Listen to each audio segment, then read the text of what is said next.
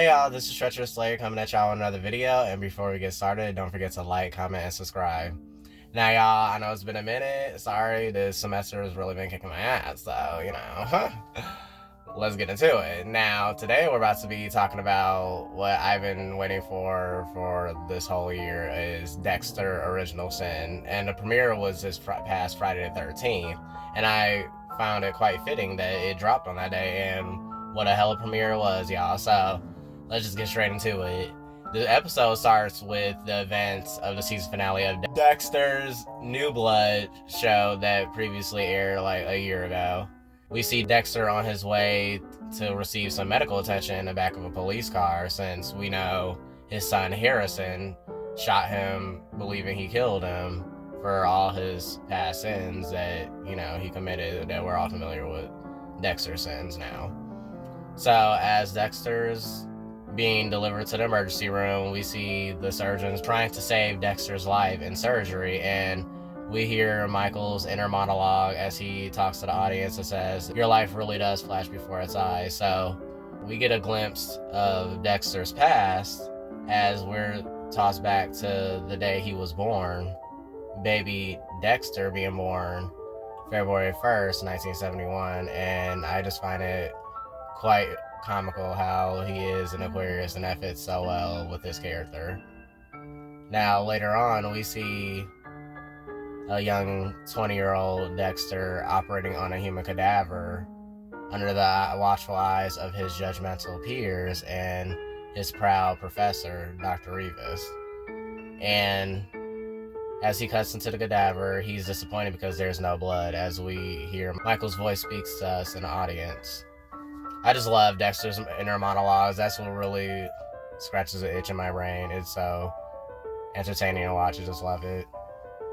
And he voices his opinion to Dr. Rivas like, yeah, I just don't feel anything. It wasn't really satisfying, which we know Dexter has specific urges that he needs to satisfy. Now, the day continues. We then see the Miami Police Department investigating a crime scene. It looks like a family was brutally taken out.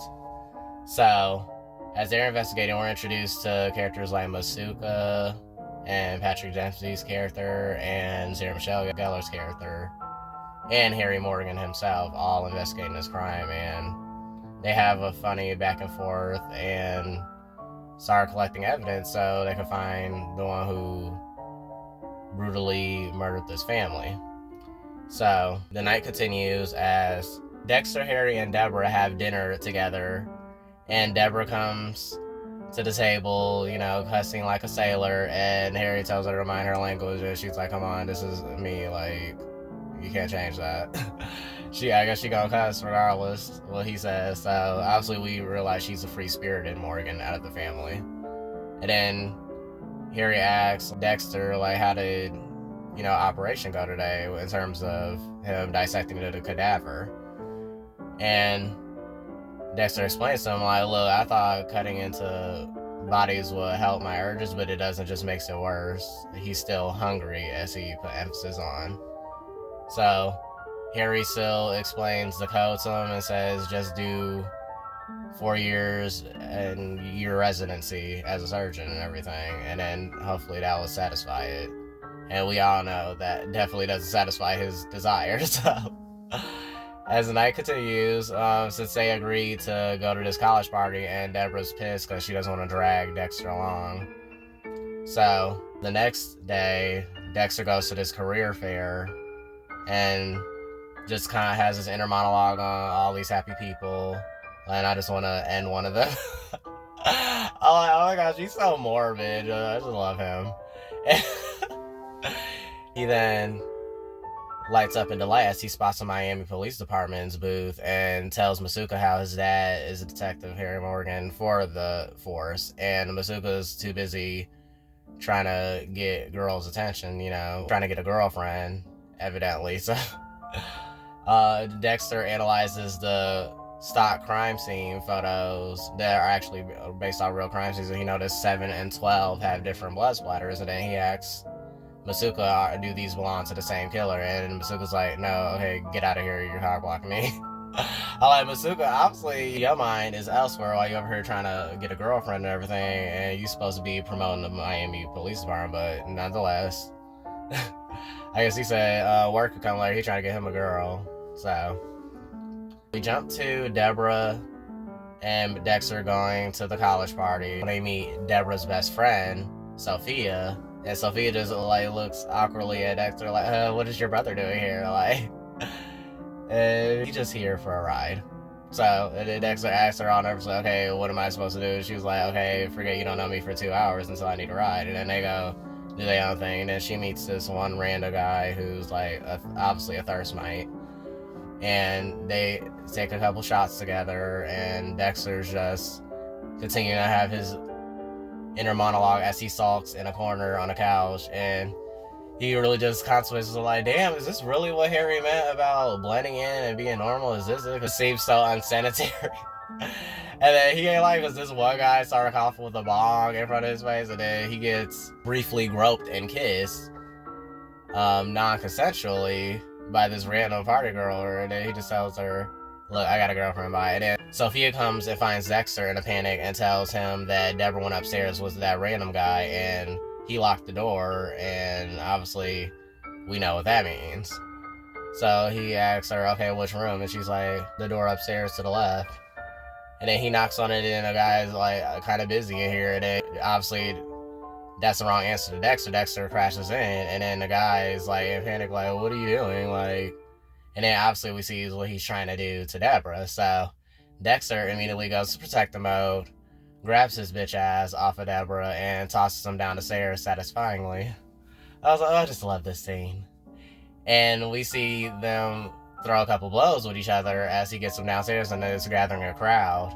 And as Dexter like punches him repeatedly, blood starts to show. We know that's one of Dexter's triggers to get him going, and he sees a big kitchen knife by the bar that he's itching to grab. And I was hoping this was going to be the first official person he bops, but unfortunately all dreams can come true. And as Dexter realizes that, as soon as he reaches for the knife, Deborah not only comes, just tackles Dexter off the guy, preventing a whole bloodbath that would have produced many witnesses to that crime. So as Dexter and Deborah are kicked out of the party, and then Deborah scolds him like, way to embarrass me, Dex. I'm like, girl, he literally just saved your life, like, he be cute.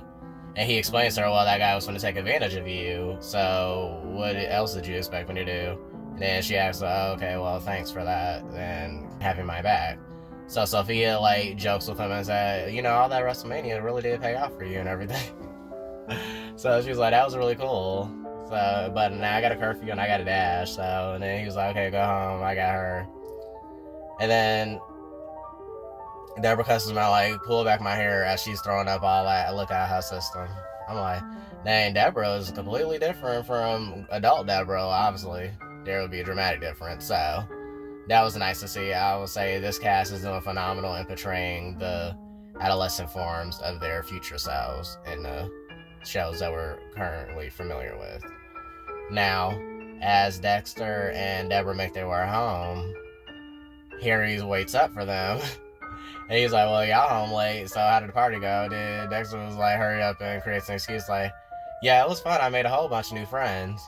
And then he was like, yeah, okay, y'all have a good night, basically. So he just brushes that off. Well, I guess he got his wish. He wanted Dexter to have some sense of normalcy, and then I guess he got it. And then we see Harry having a flashback of how he lost his biological son. And it was just so dark, y'all, and just so heartbreaking to see. So I could tell he never really got over that. He constantly still blames himself to this day. So that was a sequence that it was just so hard to watch. I'm like, oh, that explains why he supports Dexter in all his endeavors, even if they will potentially destroy him. So, which in the long run kind of did backfire, but I digress. We see Tanya interrupting the police meeting, bringing the evidence, and then they find the killer who killed that family in the beginning of the episode. So I will say, well, Tanya Martin, the head of forensics, she does not want to be played with because she found that killer quick. I was like, dang, that was really fast how she put two and two together with all the evidence from the remote and everything. So that was nice to see. And then we see Harry and Dexter going on this little hunting trip or whatever, like, because we hear Dexter's inner monologue again saying how hunting is supposed to be a bonding experience for both father and son, teach them survival skills and, you know, everything trite that comes with that. So this is when Harry presses Dexter on how he feels about, you know, staying in med school and everything, and Dexter explains to him, like, no, I don't think this is enough, like, killing animals isn't enough for me anymore, like, I need something more. Because he said, and then he breaks and slips and accidentally tells him that he almost bopped and flopped that one guy who tried to take advantage of Deborah. Harry tells him to explain everything, and Dexter says how he almost lost it by grabbing a knife and everything, and thank God for Deborah for tackling him off him, because he definitely would have made a mess of things, which we all know he definitely would have made a mess. So this causes Harry to obviously break down, and we notice he has a heart attack, and Dexter quickly rushes him to the hospital, and we see the nurse taking them in, and she keeps Dexter out and tells him, look, we are going to make sure everything's fine and everything will be okay. So we see first time Dexter being genuinely worried about his father, because we all know Harry taught him the code, so he's going to protect him at all costs. Now, we then get a funny moment with Deborah and Dexter waiting in a waiting room.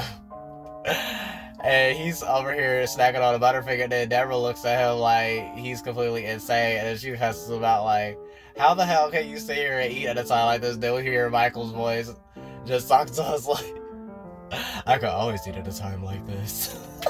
I'm like, his voice just takes me out. I just love this show, y'all. So far, so good.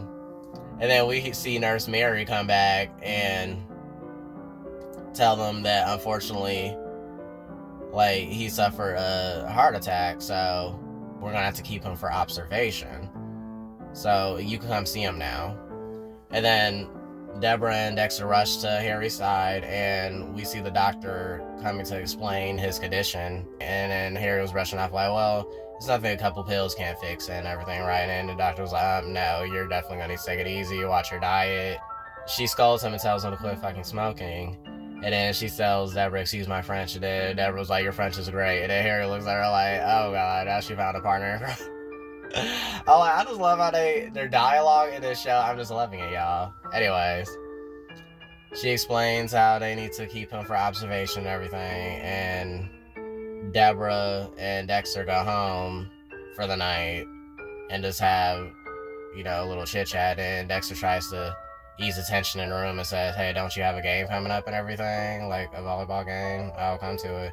And she's in shock because she's like, really, you to a volleyball game? Wow, okay, well, okay, I'll save you a seat. And she asks him, is he ready for graduation and everything? And he says, I mean, yeah. And we're family, we gotta stick together. And then she just freaks out and says, what family? Like, they already lost their mom, and the dad's in the hospital, and she's just, you know, this is too much for her at the moment. And then she snatches up all the unhealthy foods out of the refrigerator and tosses them in the trash, and just snaps on Dexter like, I already lost my mom, I can't lose him either. And then as a vulnerable moment occurs when she tries to hug Dexter for consolation.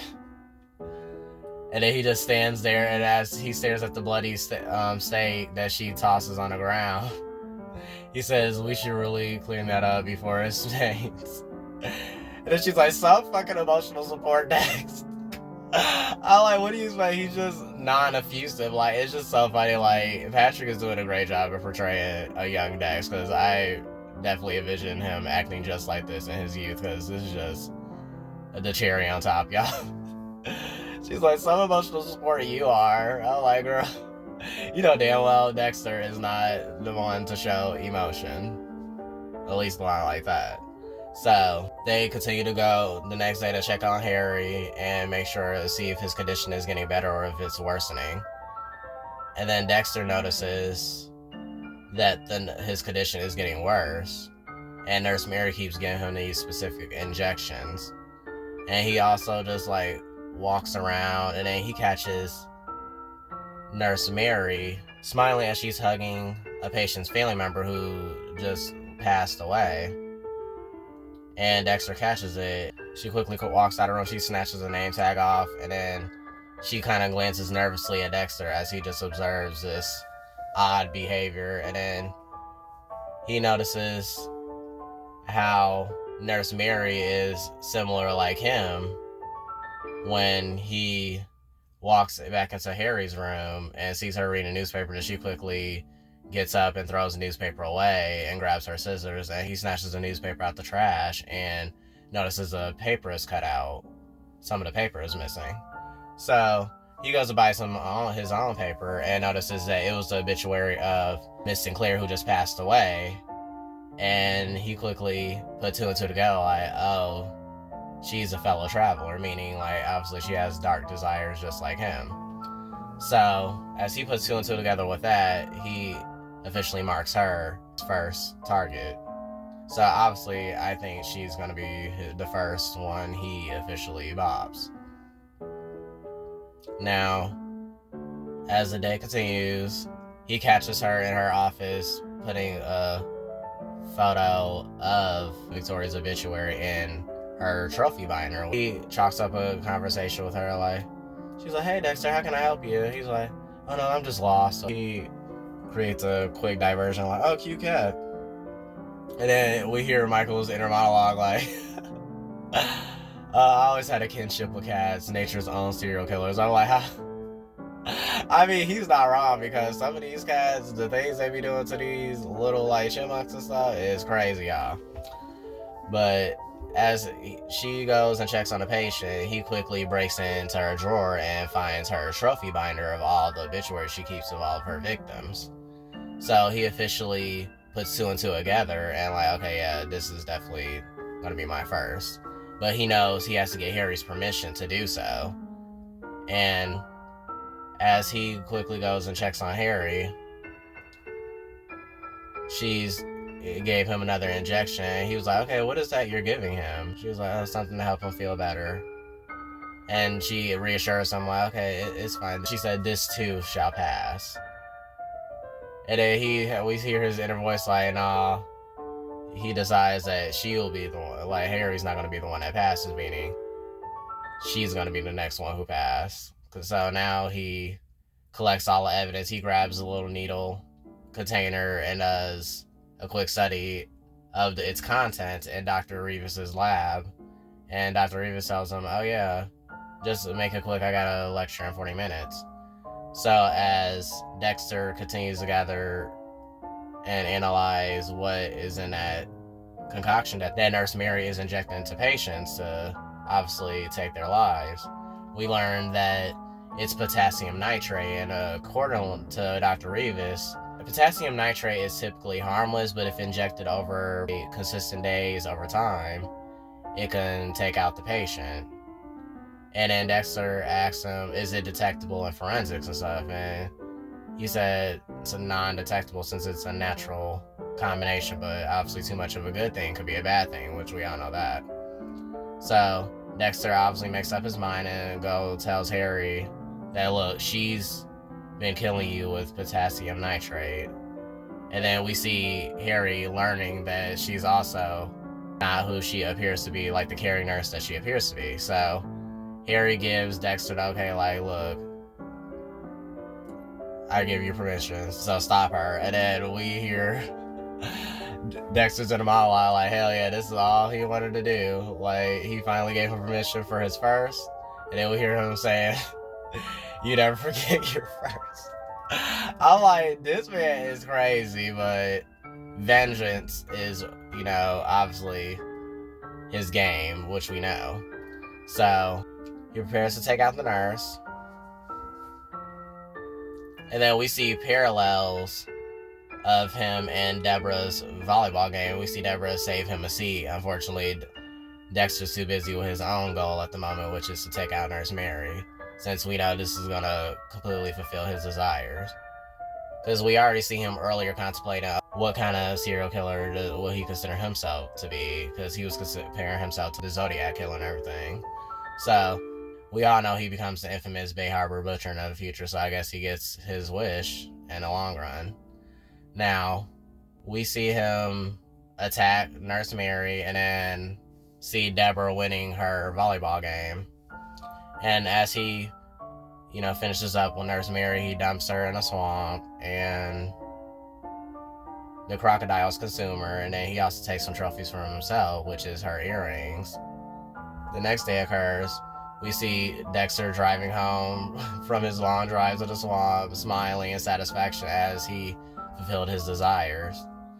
So he fears he's been caught as he notices the cops posted out front of his house, but it's just Henry's friends bringing some, get well food to them to make sure Deborah and Dexter are safe. But what struck me odd is this one detective by the name of Angel asked Dexter who he is. I'm like, okay, so if you're so buddy-buddy with Harry, you sure already know that he has 2 kids. Like, what do you mean who he is? I'm like, suspect.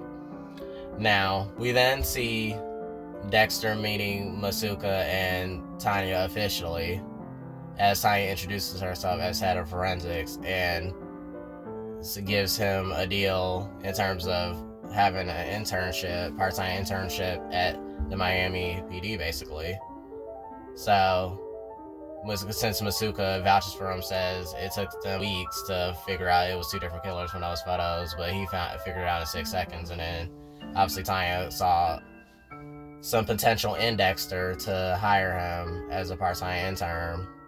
So obviously he accepts, which this is definitely gonna benefit him in the long run since his dad's already a detective.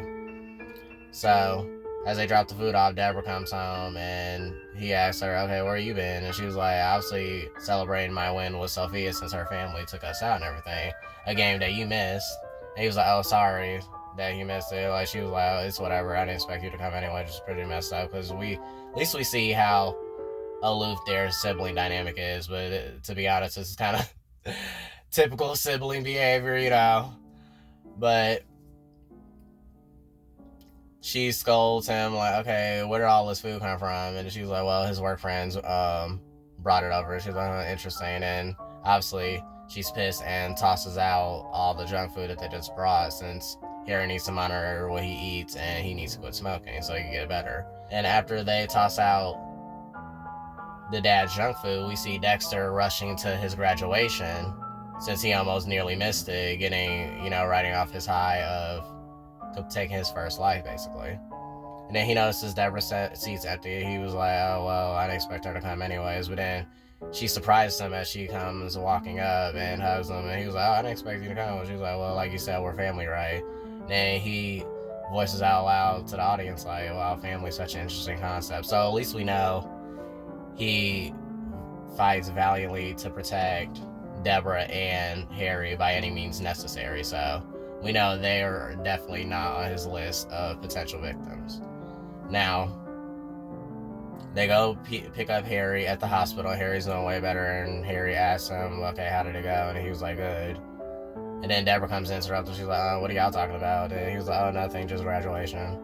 Then Deborah's just happy that her dad's doing better. They have a little spin in his wheelchair and rolling around the hospital, and Dexter just smiles in joy as everything is coming together and he's just able to live peacefully.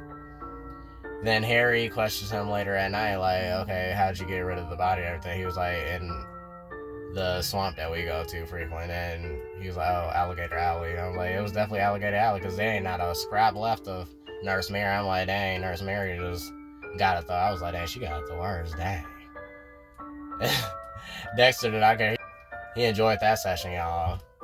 The episode wraps up with Harry and Dexter arriving to his place of work, which is the Miami PD, and Harry tells Dexter, I don't think this is a good idea, since we see Harry's not really taking it well, and he knows it's potentially blow up in his face for supporting Dexter's lifestyle. And he's looking at it like, look, I'm of age, I could handle myself now and everything. So as they walk in, like he just didn't take someone's life, and introduce himself to the whole force.